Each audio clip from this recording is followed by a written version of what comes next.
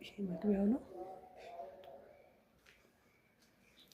እነዚህ የሚከራዩ ቤቶች ናቸው።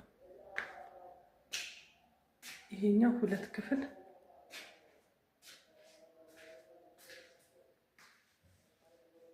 ይሄኛው 2 ክፍል። ከዛ ቀጥሎ አጠገቡ ሌላ ክፍል አለ።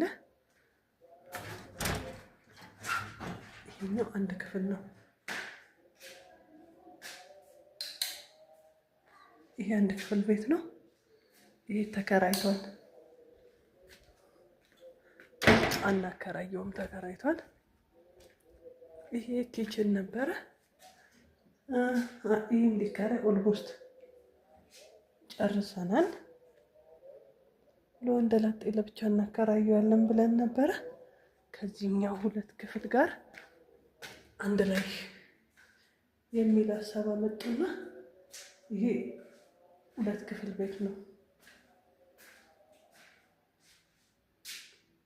ይሄኛው መኝታ ቤቱ ነው። ይሄኛው ሳሎኑ ነው። ከዛ ያ ኪችን ሆኖ አንድ ላይ 30,000 ብር ነገ ወይ ከነገ ወዲያ አካባቢ ይገባሉ።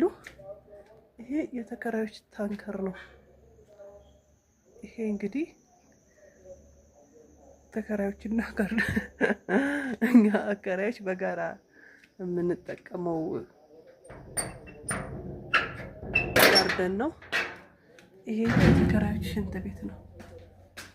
ከዛ በኋላ ይሄ ሻወራቸው ነው። ለተከራዮቹ ለብቻ ማለት ነው። ሻወር አላቸው። የሚገርማችሁ ነገር ውሃ አይጠፋም። ያው ቢጠፋም በሳምንት 3 ቀን ውሃ አለ። ከዛ በኋላ ቀጥሎ ደግሞ ታንከር ስላለ ሁሉ ጊዜ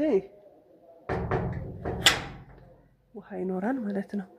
እቺኛዋ ቆርቆሮ ነገር ናት። እና ባዶ ነች።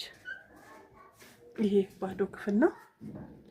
እና አሁን ምን ልናደርገው ነው ያሰብነው? ይሄ ትንሽ ወደ ጎን ጠበብ ያለ ስለሆነ እዚህ ጋር መንገድ አለና መንገዱ ለምንም አገልግሎት ስለማይውል ይሄንን አስፈተን አንድ ላይ ተለቅ ያለ ቤት ሰርተን ልናከራየው ነው እየተማከርን ያለ ነው።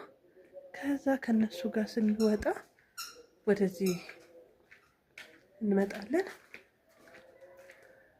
እሺ መብራት እናጠፋለን፣ ይቆጥርብናል። ከዛ በኋላ መብራት እንደጠፋ እርግጠኛ ከሆነ በኋላ እዚህ ጋር